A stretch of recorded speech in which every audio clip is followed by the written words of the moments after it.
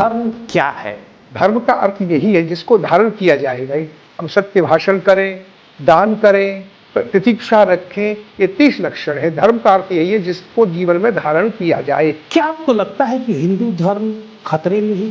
सनातन धर्म को कोई नष्ट नहीं कर सकता है। हिरण्यकश्यप भी आए, रावण भी आए और बड़े बड़े आए लोग, पर क्यों नहीं? ये धर्म है, एक विचार है और विचार को कोई नष्ट कर नहीं सकता। गो हत्या पर भारतवर्ष में पूर्ण प्रतिबंध होना चाहिए। गो हत्या पर प्रतिबंध हो, तभी भारत का उत्थान होगा, तभी भारत भारत होगा। संतों का, महात्माओं का उत्पीड़न बढ़ा है। इन संतों का अपमान कर रहे हैं। नमस्कार, मैं हूं मनोज टिबड़ेवाल आकाश और आप देख रहे हैं डायनामाइट न्यूज पर देश का चर्चित podcast show the candid talk. आज हमारे साथ दिल्ली स्टूडियो में मौजूद हैं वृंदावन मथुरा से पधारे देश के जाने माने श्रीमद् भागवत कथावाचक Radheshyam Shastri ji. Shastri ji, the candid talk में आपका बहुत बहुत स्वागत है। जय जय श्री राधे राधे। सबसे पहले अपने बारे में बताइए, आपकी पढ़ाई, पारिवारिक पृष्ठभूमि और शुरुआती जीवन कैसे और कहाँ बीता? श्री बांके बिहारी की कृपा है, हमारा जन्म ब्रजभूमि में हुआ। जिस ब्रजभूमि में भगवान श्री कृष्ण उघारे पैरों से गाय चराते थे, तो संस्कार तो बिहारी जी कृपा से बचपन में ही मिल गए। माता पिता धार्मिक थे, पूजा पाठ, और वह सत्संग घर की एक विरासत में ही हमको मिल गया। उसके बाद में अध्ययन के लिए श्री धाम वृंदावन में ये संस्कृत का अध्ययन किया, अलग से भागवत का अध्ययन किया और संतों का साथ मिलता रहा। शिक्षा ये नारायण वेद वेदांग विद्यालय जो काशी संपूर्ण विश्वविद्यालय से संबंधित है, उससे डिग्री प्राप्त की। और फिर भागवत का प्रचार हमको करना था देश विदेश में, और इसी उद्देश्य से हम लग गए कि मानव जीवन का लाभ यही है, लोगों को अध्यात्म के बारे में बताया जाए। शास्त्री जी, किस उम्र में आपने पहली बार श्रीमद् भागवत कथा कही? सत्संग तो हम बचपन में ही करना शुरू कर दिया। भागवत हमने 1984 में आरंभ कर दी। उस वक्त आपकी अवस्था कितने वर्ष की थी? मोटा मोटी वही 18 के करीब हो गई। अब तक आप कितनी श्रीमद् भागवत की कथा सुना चुके हैं? भागवत तो 500 से ऊपर ही हो गए होंगे। देश और विदेश में किन किन स्थानों पर आपने कथाएं सुनाई हैं? विदेश में लंदन में भी कथा हुई है। फिर 2 बार चार्टर क्रूज लेकर के गए हैं। पहला क्रूज सिंगापुर, मलेशिया, थाईलैंड, उसमें ना कोई प्याज ना कोई लहसुन, शुद्ध सात्विक भोजन था। दूसरा क्रूज हुआ है जापान, साउथ कोरिया, उसमें भी कोई प्याज लहसुन नहीं, केवल अपने डिवोटी ही गए हैं और सब ने वहां जाकर भागवत का श्रवण किया है। नेपाल, भूटान, सभी जगह भागवत का श्रवण किया है लोगों ने, बड़े आनंदित हुए हैं लोग। क्रूज का मतलब पानी में आपने श्रीमद् भागवत की कथा कही? उसका एक भाव ये था कि सारी नदियां, सभी झरना जाकर के समुद्र में मिलते हैं, तो समुद्र महातीर्थ हो गया। हमारा एक भाव था महातीर्थ में कथा सुनाई जाए समुद्र के मध्य में, और जो जल जंतु हैं वो भी भागवत की कथा का श्रवण कर सके। बहुत ही पुनीत उद्देश्य है। आप केवल श्रीमद् भागवत की कथा कहते हैं या फिर श्री राम कथा और शिव महापुराण भी? श्रीमद् भागवत तो बचपन से ही कह रहे, क्योंकि ब्रजभूमि में जन्म हुआ, श्री कृष्ण से आत्मीयता है। राम कथा भी करते हैं, शिव पुराण भी करते हैं और प्रवचन भी करते हैं। श्रीमद् भागवत कथा को लेकर आजकल एक बहस देश में छिड़ी हुई है कि यह धर्म प्रचार का माध्यम है। यह तो बिल्कुल समझ में आता है, लेकिन कई बार हम लोग देखते हैं कि यह बड़े आयोजन, घंटे और कथावाचकों की फीस के कारण इसका व्यवसायीकरण सा हो गया है। क्या कहेंगे इस पर आप? देखो, भागवत तो परमहंस संहिता है, सुखदेव जी ने राजा परीक्षित को सुनाई है। अब यह कलयुग का प्रभाव है, कुछ लोग ऐसा करने लगे हैं जो सर्वथा निषेध होना चाहिए इन चीजों का। आपके हिसाब से धर्म क्या है?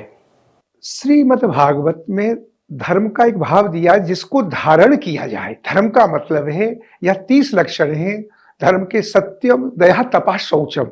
सत्य भाषण, और धर्म का अर्थ यही है जिसको धारण किया जाए। भाई हम सत्य भाषण करें, दान करें, तितिक्षा रखें, ये 30 लक्षण है। धर्म का अर्थ यही है जिसको जीवन में धारण किया जाए, आचरण हमारे शुद्ध हो, जिससे हम शुद्ध आचरण करेंगे तो समाज पे भी उसका प्रभाव पड़ेगा। क्या आपको लगता है कि हिंदू धर्म खतरे में है? ऐसा हुआ है, ये रावण के काल से देखिए, प्रयास तो लोगों ने किया, पर सनातन का अर्थ होता है सदा तिष्ठति सनातना, जो अनादि काल से था, आज भी है और आगे भी रहेगा। सनातन धर्म को कोई नष्ट नहीं कर सकता है। हिरण्यकश्यपु भी आए, रावण भी आए और बड़े बड़े आए लोग, पर क्यों नहीं, ये धर्म है, एक विचार है और विचार को कोई नष्ट कर नहीं सकता है। शास्त्री जी, आप तो देश और दुनिया भर में भ्रमण करते रहते हैं, क्या आपको लगता है गो हत्या पर भारतवर्ष में पूर्ण प्रतिबंध होना चाहिए? ये हम भारतवर्ष में गौ को माँ माना गया है। माँ, हमारे यहाँ पहली रोटी गैया को दी जाती है। श्राद्ध, तर्पण, जन्म से लेकर के मरण तक यदि गैया नहीं आए तो यज्ञ पूरा नहीं होता। तो ये भारत के लोग तो ये चाहते पूर्ण गो हत्या पे प्रतिबंध हो, तभी भारत का उत्थान होगा, तभी भारत होगा। संतों और धर्माचार्यों की लंबे वक्त से मांग है कि गो हत्या पर भारतवर्ष में पूर्ण प्रतिबंध लगे। देश प्रदेश जगह जगह भारतीय जनता पार्टी की सरकार है, फिर भी आज तक गो हत्या पर पूर्ण प्रतिबंध नहीं लग पाया। कमी कहाँ रह जा रही है?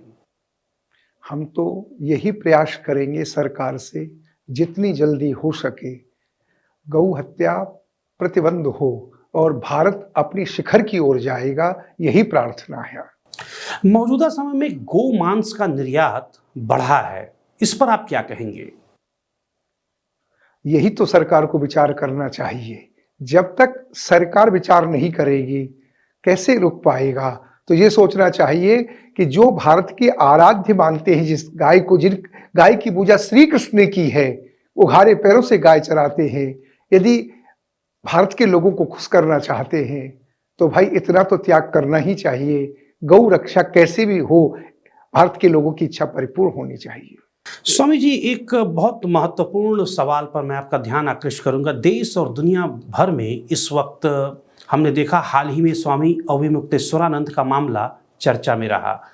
प्रयागराज के प्रशासन ने संगम में उनसे कहा कि आप शंकराचार्य हैं, इसको साबित कीजिए। क्या, कैसे देखते हैं इस पूरे विवाद को आप? संत का कोई प्रमाण पत्र कैसे मांग सकता है? ये तो संत समाज ही बैठ करके निर्णय करेगा। भाई सत्ता के लोग अपनी सत्ता को देखें, यह है, ये धर्माचार्य तो धर्म का उपदेश देते हैं। यदि धर्माचार्य में कोई कमी है तो इसको संत ही बैठ करके विचार करेंगे। है क्या? सत्ता का काम है व्यवस्था करना। हम सोशल मीडिया पर देख रहे हैं कि संतों, धर्माचार्यों की तरफ से भी बड़ी संख्या में कहा जा रहा है कि मौजूदा समय में संतों का, महात्माओं का उत्पीड़न बढ़ा है। क्या यह सच है? कहीं कहीं देख करके ऐसा लगता है कि संतों का अपमान कर रहे हैं लोग, पर इस पे ध्यान देना चाहिए। इससे सनातन धर्म में कमी आती है। हमें मिल बैठ करके, यदि कोई किसी कर्मचारी के द्वारा, अधिकारी के द्वारा अपमान हुआ है तो उसको समझाना भी चाहिए और संत के सामने हाथ जोड़ लेना चाहिए, हाथ जोड़ लेना चाहिए। इतने में ही संत संतुष्ट हो जाएगा। शास्त्री जी, आज धार्मिक कार्यक्रमों और आयोजनों में टेक्नोलॉजी का खूब इस्तेमाल हो रहा है, यहां तक कि एआई पंडित की भी बात हो रही है।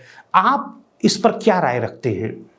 देखो, पूजा पाठ वो हम लोग वैज्ञानिक तरीका से कार्य करें, पर जो कार्य पंडित को करना है, हवन करना है, यज्ञ करना है, उस शास्त्रीय विधि को देखो। हम शास्त्रों को मानते, बस एक ही बात कहूंगा मैं आपसे, जो शास्त्र में लिखा है उसी की बात हमको माननी चाहिए, मनमाने ढंग से नहीं करना चाहिए। जो गीता, भागवत, रामायण में लिखा है, जो उन्होंने उपदेश दिया है, उसी को हमको पालन करना चाहिए। तो विकृति हो जाएगी समाज में। यदि हम शास्त्र की बात कर रहे हैं और शास्त्र को मान नहीं रहे हैं तो ये तो समाज में एक विकृति हो जाएगी। इसलिए हमको एक ही बात पे ध्यान रखना चाहिए, हमारा जो धर्म ग्रंथ कह रहा है, वेद, पुराण, भागवत, गीता, उसको ही हम लोग सिरोधारी करके माने, तभी जगत का कल्याण होगा हमारा। लेकिन एक सवाल बड़ा प्रासंगिक है, क्या आपको नहीं लगता कि धर्म एक तरह से धंधा बनता जा रहा है, व्यवसाय बनता जा रहा है। ऐसा है, ये तो आपने देखा होगा राम जी के काल में भी जो कालनेमी हुआ, रावण भी संत के वेश में आया। अब हो क्या रहा है, गोस्वामी ने चौपाई लिखी है, नार मुई और संपत नासी मूड मुड़ाए भय सन्यासी। तो ये कुछ लोग आ जाते हैं जो धर्म में विकृति पैदा करते हैं, पर धर्म तो बड़ा विशुद्ध है, धर्म में कोई विकृति है ही नहीं। लेकिन सवाल यह भी है कि धर्म के नाम पर जो पाखंड कई बार हमको देखने को मिलता है, इसको रोका कैसे जा सकता है? इसको एक ही बात से रोका जा सकता है, हम हमारे बच्चे धार्मिक ग्रंथों को पढ़ेंगे तो हमको समझ में आएगा ये धर्म है और ये अधर्म है। शास्त्र कहता है जो अधर्म को कभी नहीं मानना चाहिए, जो धर्म है इसके लिए एक बार भारत के लोगों को, विश्व के लोगों को जागरूक होना पड़ेगा। स्वयं अपने आप धर्म ग्रंथों को देखे, धर्म ग्रंथों में जो लिखा है वो धर्म है, इसके विपरीत भी कोई आपको उपदेश करे तो उसका निषेध कर देना चाहिए। हमारे यहाँ तो कहा है तजिए ताय कोट बैरी सम यद्यपि परम शनि ही, जो धर्म के विपरीत उपदेश कर रहा है, एक बार आपका गुरु क्यों ना हो, उसका भी त्याग कर देना चाहिए। वाह, क्या बड़ी बात कह दी आपने।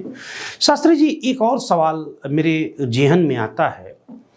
हम देखते हैं उत्तर और दक्षिण भारत के राज्यों में पूजा पद्धतियां कई बार अलग अलग होती हैं, क्या कहेंगे इस पर आप? ये जलवायु के अनुसार है, कुछ समुद्र के किनारे है, कुछ ठंडी में है, तो देश काल परिस्थिति में ये विधान है। बस लक्ष्य एक ही है, जो हमारी भागवत जी में बताया है, जितने भी झरना है, जितनी भी नदियां हैं, सबका लक्ष्य है समुद्र। और ऐसे ही पूरे धर्म ग्रंथों का एक ही लक्ष्य है, भगवत प्राप्ति, भगवत प्राप्ति, भगवत प्राप्ति।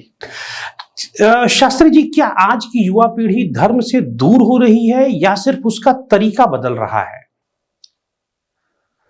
युवा पीढ़ी तो धर्म की ओर आ तो रही है, पर अब उसका एक ही बात है, थोड़ा उसको समय देना चाहिए, धर्म ग्रंथों को समझने के लिए समय देना चाहिए। इस व्यस्त जीव धर्म की ओर तो युवा पीढ़ी का रुझान खूब बढ़ रहा है, पर थोड़ा और समय दें तो वो धर्म को अच्छी तरह समझ पाएंगे।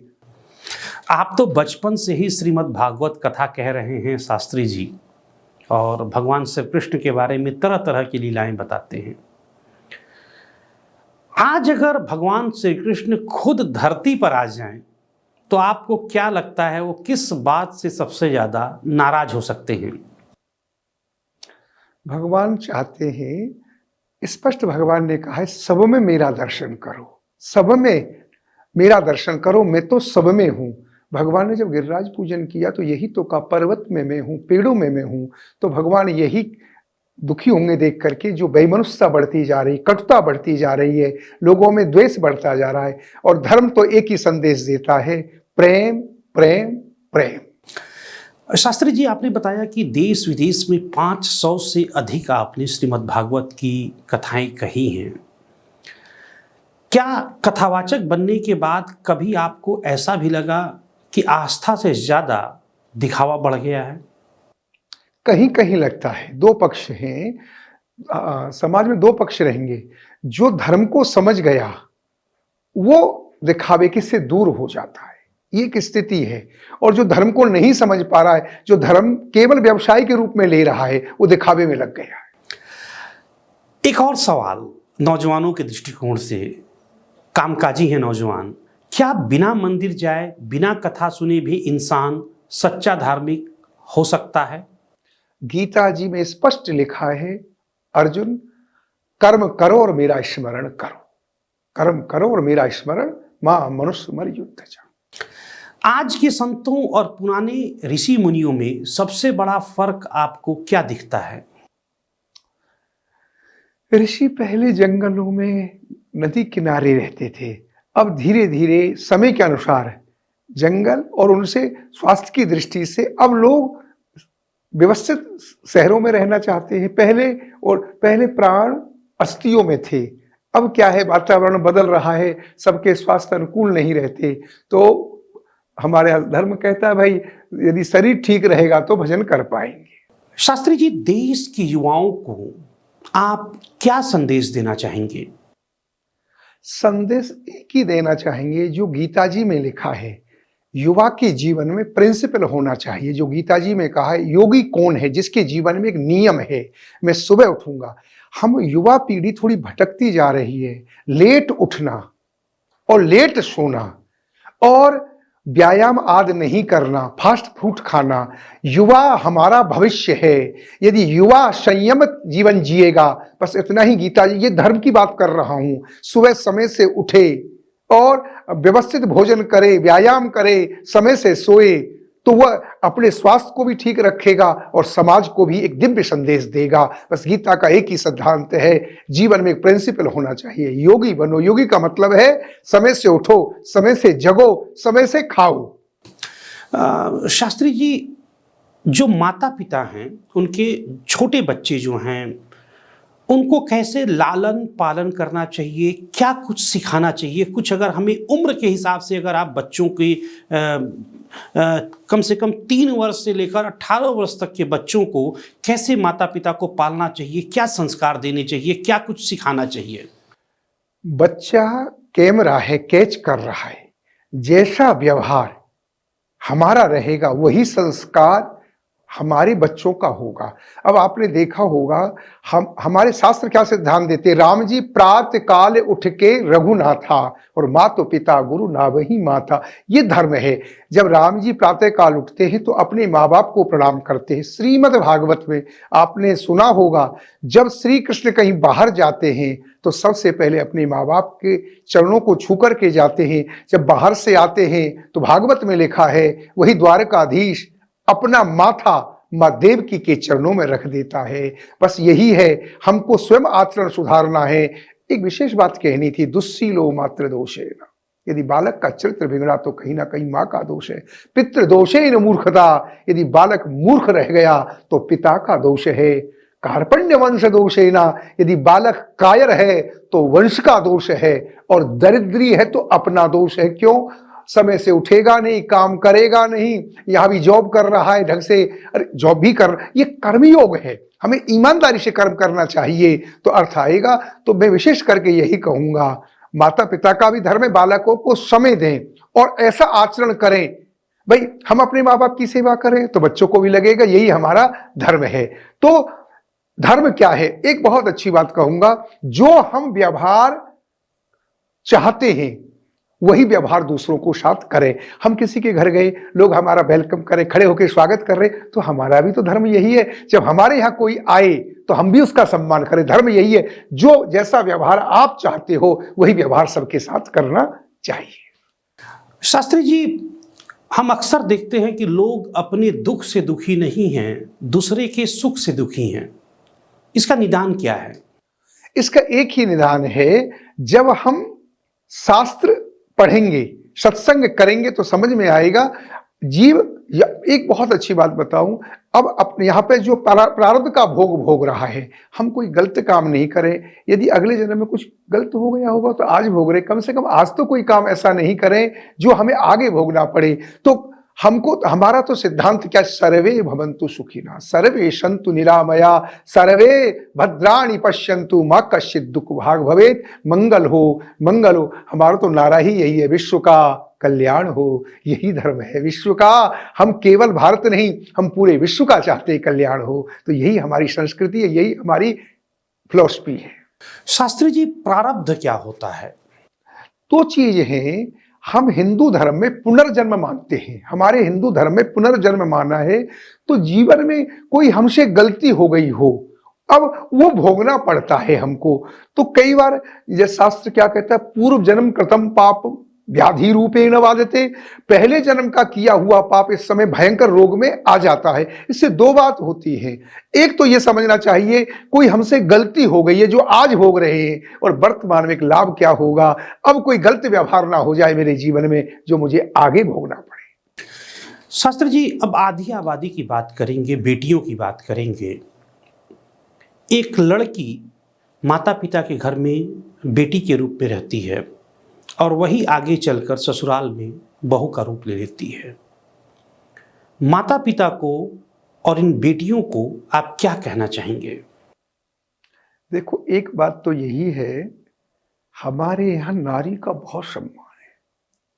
यत्र नार्यस्त पूजन्ते रमन्ते तत्र देवता। जिस घर में नारी का सम्मान होता है उस घर में देवों का निवास होता है। नारी निंदा मत करे, नारी नर की खान, नारी ते नर होते ध्रुव प्रहलाद समान। एक विशेष बात कहूंगा आज आपसे, यदि बेटा हमारा लायक है तो केवल पिता के कुल को तारेगा, यदि बेटी लायक हो गई तो पिता के कुल को भी संभाल देगी और पति के कुल को भी संभाल देगी। तो हमें बेटी पे बहुत ध्यान देना चाहिए, बेटी का बहुत अच्छी तरह परवरिश करना चाहिए कि ये दो परिवारों से जुड़ी है। यदि बेटी हमारी संस्कारी हो गई तो पिता के कुल को भी तारेगी और पति के परिवार और कुल को दोनों को पावन बना देगी। जैसे सीता जी का चरित्र है, पुत्री पवित्र किए कुल दो। तो भैया बेटियों पे बहुत ध्यान देना चाहिए, बेटियों पे बहुत ध्यान देना चाहिए। शास्त्री जी, एक आखिरी सवाल, हमारे समाज का एक ज्वलंत मुद्दा है।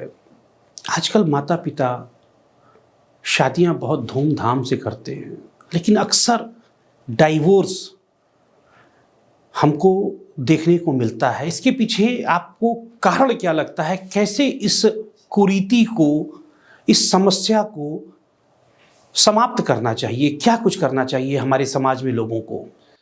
एक तो बहुत अच्छी बात बताऊं, हिंदू धर्म में जो विवाह का मुहूर्त बताया है, गोधूली बेला, हम लोग करते क्या, इस पवित्र हमारे यहाँ पर इस विवाह को संस्कार बताया है। अब हम मुहूर्त पे ध्यान नहीं देते, नाच गाने पे ध्यान दे रहे हैं, उल्टा सीधा खाने पीने पे ध्यान दे रहे हैं। यदि हम विधिवत पहला तो नियम ये लें, हम जो अनुष्ठान है विवाह का उसको विधि विधान से करें, जो मुहूर्त है कन्यादान का इन पे ध्यान दें। और पवित्र यज्ञ में जो नशा करते हैं इस पे पूर्ण प्रतिबंध होना चाहिए। हम उल्टी सीधी चीज नहीं खाएं। पहले तो हमने विवाह का संस्कार ही बिगाड़ दिया, नशा करके वो करके। पहले तो पवित्रता से ये करें, मुहूर्त भी हमने बदल दिए। और बालकों को दोनों समझाएं। देखो हमारे यहाँ पिता का भी धर्म है, बेटा को समझाए, और माँ का भी धर्म है, बेटी को समझाए। क्यों कि ये जीवन यात्रा है और एक गाड़ी के दो पहिया हैं, एक भी पहिया खराब हो गया तो गाड़ी चल नहीं पाएगी। और दोनों को ही सहन शक्ति रखनी चाहिए। बस हमारा ईगो ही हमारे घर को व्यवस्थित नहीं होने दे रहा है। Shastri ji, the candid talk में हमसे बातचीत के लिए आपका बहुत बहुत धन्यवाद। जय जय श्री राधे, जय जय श्री राधे। तो ये थे देश के जाने माने श्रीमद् भागवत कथा वाचक राधेश्याम शास्त्री जी, जिन्होंने धर्म, समाज और समकालीन मुद्दों पर खुलकर बेबाकी के साथ अपनी बात रखी। आपको यह पॉडकास्ट कैसा लगा? अपनी राय हमें जरूर बताइएगा। देखते रहिए the candid talk dynamite news पर। धन्यवाद।